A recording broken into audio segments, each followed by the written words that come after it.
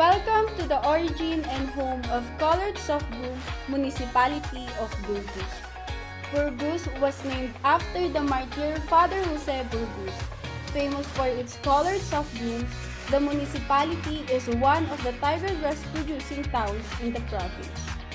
The local government unit has received awards national, regional, provincial, and local through the leadership of the present administration headed by Honorable Mayor Robert D. Madarang Jr. The main livelihood of the townspeople of Burgos, which is farming, manifests itself in this breathtaking view of green fields. Burgos promises a relaxing and refreshing vacation spot as it is boast of having the coolest climate in the province. 70% of the people belong to the indigenous sector.